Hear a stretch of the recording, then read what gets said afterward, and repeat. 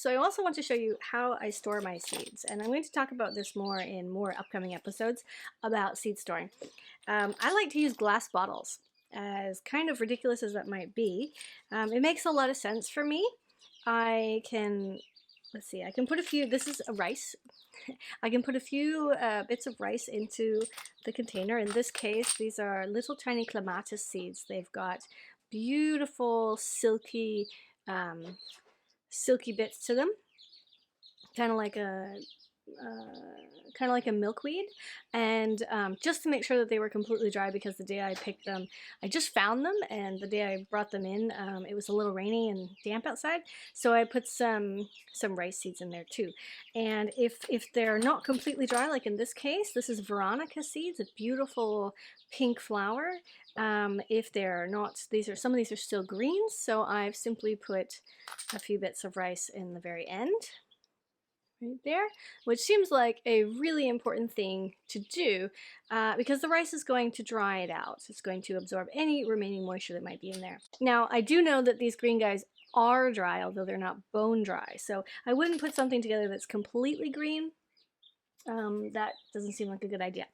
Okay, so when I pick something, let's just move my little basket. I have many of these baskets too. These are all flowers. I've got one for vegetables, etc. And I've got a huge pile of containers that are still open, jars that haven't been filled. So what I do is I either take a metal container or a little baggie, and I go ahead and I collect the seeds. So these are some hollyhock seeds which have not been sorted. I will need to do them at some point. I'll probably do a video just on how to cut, collect, and process your hollyhock seeds later. And these are mullens, and in here, let me just move that out of the way a bit. Okay, so in here we have some bee balm. Now these bee balm is tricky. I have not mastered bee balm seeds yet, and I have purchased them, and I can show you what they look like. So this is wild bergamot, and the actual seeds are super tiny. Just pour out a few. I know it's dark. Sorry. So the seeds are really small. When it comes to these guys, they tend to drop their seeds really quickly. So before, pretty much before they've really dried, they're already dropping their seeds. They also tend to have a lot of bugs in them, which is not so nice. But if you take it and gently roll it around, sometimes you'll get them. So these guys I picked just a few days early in the hopes that I could gather some of their seeds. So when it comes to bee balm and collecting seeds, I personally think the best thing might be to do some snippings from the root, because the seeds are really hard to get. They kind of drop them at awkward times. Now this is a mullen. Mullen is a biannual. It grows, that means that the first year it's going to just be a bunch of beautiful leaves on the ground. It looks very much like comfrey, actually, or foxglove. It comes up in a big rosette and it just sits there. And then on the second year, it brings its spike, its spires way up into the sky, and they can be really tall. They can be 12 or I've seen them as high as 13 feet. I mean, that's crazy. So all these little guys would have had little flowers. Lots of beautiful little flowers in here, little yellow ones.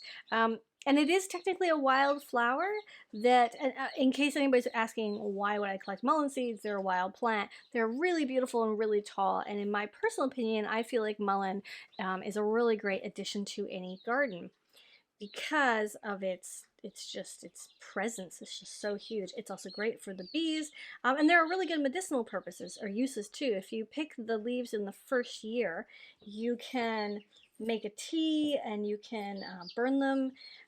Burn the leaves as a smudge stick kind of thing, or as incense, and then inhale the smoke, and it actually is good for your respiratory system. Mullen is known, that's its thing. Mullen heals the lungs. So some people even smoke it or roll it into their cigarettes. If you're a smoker or you smoke anything else, you can roll it in. It needs to be dried first, and you want to only do that with the first year. So with that initial rosette, once it gets long like this, you're not really going to harvest those leaves and use them. You can if there's nothing else, but it's not ideal because all of that initial medicine is really in the leaves, and once it comes up with the spire and does the spires and the beautiful stalks and stuff and then the flowers, the essence of the plant, the medicine of the plant has moved. So now the flowers are going to be the most potent thing, and later the seeds are going to be the most potent thing, and then after, of course, after a frost, all of that medicine is pushed, or all that essence of the plant is pushed back into the root. And if you were going to harvest the root, then that's when you would do that. So all I'm doing is turning it over and tapping it, and it seems like this one is pretty done. When I harvested these, I did shake them a little bit in the place that I harvested them, just to make sure that it wasn't taking them away and that no mullen would grow there, because obviously I'm taking the seed. But so I did shake them, which means they're not going to be as full as they would normally be if I hadn't touched them. Way up here, we have a little milkweed seed. Isn't that beautiful? And I've collected a whole bunch of milkweeds. I'm going to have to go out and do more. This part is not useful. I mean, it's gorgeous. You can actually make pillows. Traditionally, we use these. I mean, people, as humans, we would use this beautiful silk stuff, which is just so soft and gorgeous, and we would stuff it. We'd use it to stuff pillows. In fact, if you roll it around, I don't think that you can weave with it because the fibers aren't going to stick to themselves like the way nettle fibers might. But I don't know. Let's see if we really get it going. If you could pull it. Maybe you might be able to. You typically want the fibers to be a smidge longer, but I think that's pretty doable in terms of like making silk out of milkweed. It's a little hard to see. Let me see if I can move you guys. Okay, so here I have a whole container of milkweed, and some of them have already popped, which is perfect. I know we're moving away from the mullen for a quick second. So if you're going to grab some milkweed, I like to take it when it's not quite finished with a bit of a stem. And it's as brown as I can get it before, you know, it still needs to dry, etc. But for the most part, the seed will be finished at this point. If it's going to look, you know, like this, it's already starting to wilt a little bit. And I just collect a whole bunch of them and put them into a container, into a bag. You don't want to use plastic as much as possible. Try to avoid using plastic because plastic will, it'll make things rot if there is any moisture. And of course, in this case, there's going to be a lot of moisture. Isn't that beautiful? I should be painting that too. Wow. It's so, so lovely. So if we open this, now mind you, I'm going to make a terrible mess, but that's all right. Let's open this up. I think even the pot is gorgeous. Like it's all fibrous and soft and beautiful. Like what could we do with that? And then we could either just, you know, honestly, I could just leave it like this, put it in a bigger bag, or not try to stick it into a teeny tiny little bottle.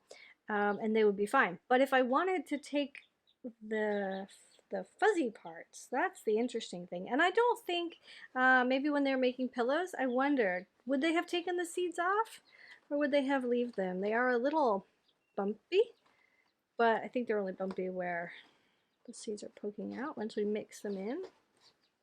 Yeah, it's a little bumpy, but it's not the worst thing. So I think if you had the time, you'd probably take all the seeds off. And perhaps even plant them, and then stuff your pillows with this beautiful fuzz, which would be just incredible. So I'm just going to stick that back in the bag because this bag is all going to dry, and when it's all done, then I will take them out and put them into a larger cloth bag, and eventually I'll put them into a glass container with a little cloth bag full, just a tiny one, full of rice. So that's my milkweed, little milkweed collection going on. So back to our mullen. How did we get from mullen to milkweed? I'm not sure. Okay, so you want to harvest the mullens. Now, harvest them when they're brown. Don't take them when they're green. Take them when they're brown. If you're really not sure, if you've only got one, and you want to take it a few days early, it's like 99.9% brown, and there's maybe a tiny bit of green somewhere left at the bottom of the stalk or something. Just cut it off gently, or even better, kind of put a bag around it and then turn it upside down and then tap it however you want to do that, because each one of these little guys is full of seeds. Now when I'm done kind of harvesting the mullen that I want, I'm going to take the stalks back outside, go out where I really want mullein to grow in my garden, and I will rub them together and make sure that any seeds that are still in there are going to just fall right out onto the ground. Because you can see initially how many seeds we're getting. Now we can take our milkweeds out. Although it's not the end of the world for me if my milkweed ends up with my mulleins, because they really should all be growing together.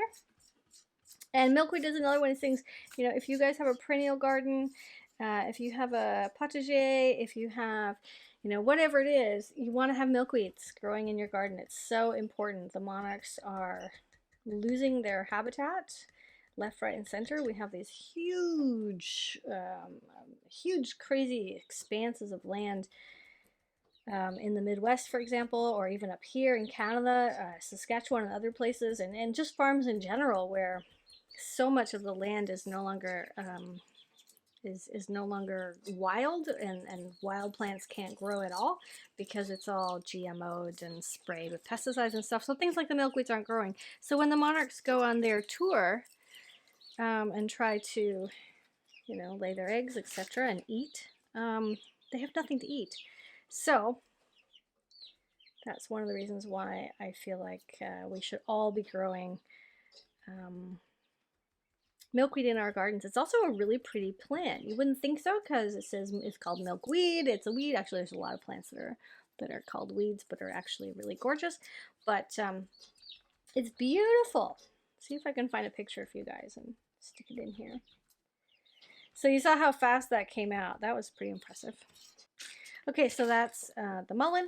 Now, this was milkweed.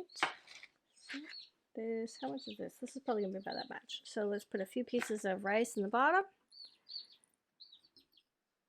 I can always pick the rice out later. It's not a problem. And you could use a funnel. Now I don't have a metal funnel. I am looking for one. Anybody ever?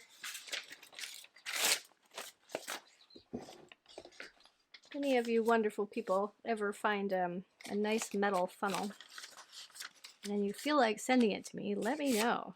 All right, so there, we got our little funnel and our little jar, and now I'm going to take our time and just pour them in. I don't need these flower bits, although they do have seeds in them. I'm going to take them out. So when doing seeds, I always use a tray like this, something preferably with edges, because if there is something I'm working on, like if I'm working on cosmos, when it comes to cosmos, every single seed is just like gold to me, so I don't want any of it falling on the ground or being lost in any way.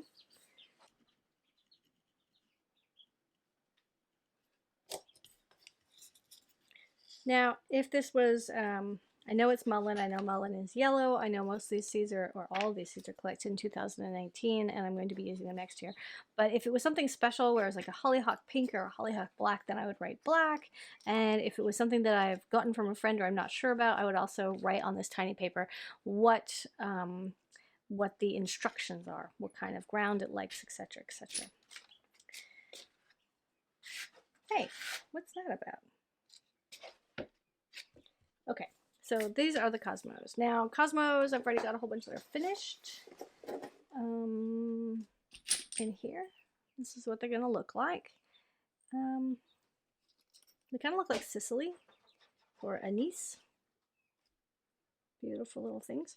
But that's how they're going to come to you in the store. When you pick them off the plant initially, they're not gonna look like that. They're gonna look like this.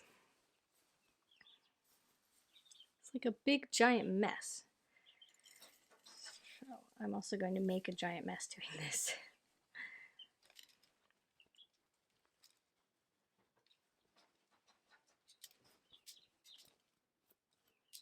Okay, so like I said, every single seed counts. So I just want to make sure I've got all of them.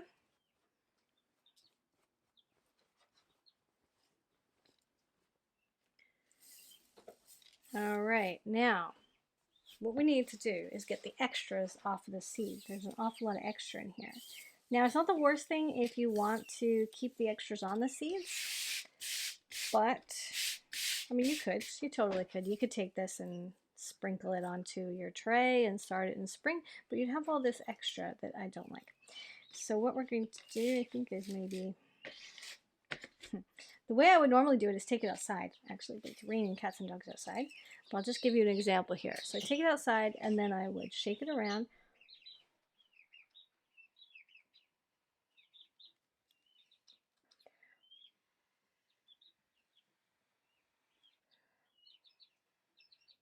And then I lightly blow on it, and all of the extra is going to fly away, and I'm left with just the seeds. If there's anything in here you missed, just lightly do it again. I did it a few days ago. I was sitting outside, there was a little bit of breeze, and I was just shaking it, and as I shook it, the breeze would just take it off, which was really nice. Okay, so once they're like that, I'll then scoop them up and put them in my container. There's the seeds, and here's the next pile. Bring it all back.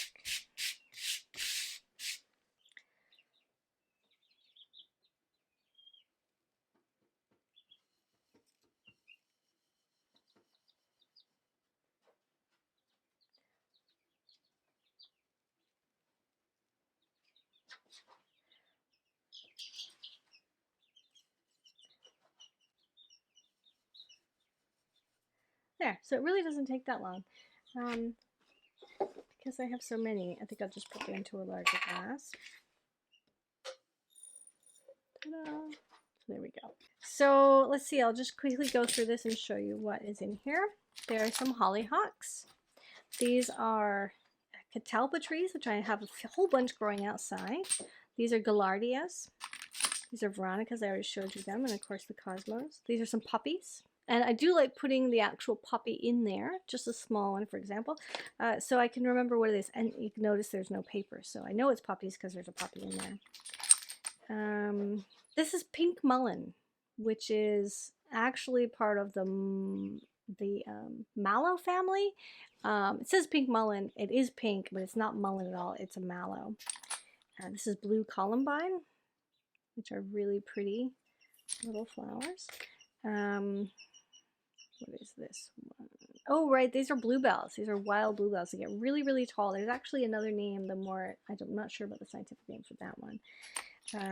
These are rhubarb. These are this year's rhubarb. That's a very small sample of this year's rhubarb. I have a large container somewhere else. And when I have way too many seeds for a little container, I will put them into something big like this. These are the gaillardias. These are the gaillardias I collected off a particularly small yellowy plant, and then this is the wild gaillardia, which is the same, but you can see they're a little darker, so I want to separate them. So I hope that you found this interesting. These are echinacea seeds. All of these seeds had to be cleaned. These are dill. Most of them I can identify just by looking without reading them, which is really nice. These are lupins, although there's not enough in there. But my dear friend Marcy just gave me a few lupins, so I'll be adding them into this little container. What are those? Oh, right, those are more dill. These are the tall dill and the short dill. They should actually be in the same container. These are hollyhocks. These are yellow hollyhocks, and then these are black hollyhocks, and these ones are pink hollyhocks. So, and these are also black jumbo hollyhocks. They get really big, also about 12 feet tall, which is just kind of crazy. These I don't know the name of. I have a little plant in the back. I need to go check it and actually put the name in here, but I did collect a few seeds. It's a tiny plant with little blue flowers, just gorgeous. And I just bought it a few weeks ago. There weren't many things left, and yeah, I haven't figured out the name yet. This is anise, which looks a lot like Cosmo, actually. Let me grab the Cosmos. Cosmos are like anise, only smaller. And anise is the one that tastes like licorice if you eat it when it's fresh. If you eat it when it's dry like this, it's gone too far. It's not going to have that yummy licorice taste anymore. It just tastes like a seed. I don't know. It's not yummy. This is coriander, my absolutely favorite herb. Although I put human in everything, coriander is my favorite to eat. And we've got some rice. think I just went through all of them. More dill. That's in here. Now I've got a huge selection on the floor and a whole bunch of other containers, and there's more to go, and I've got bags and bags hanging up all around me in this room, but I'm not going to show you any of that because I just wanted to talk about seeds, cleaning the seeds, and how I like to store them once they're done. I hope you guys find this interesting and helpful. Thanks for watching. I'm Scarlett, and I'll see you in the next episode. Toodaloo, guys.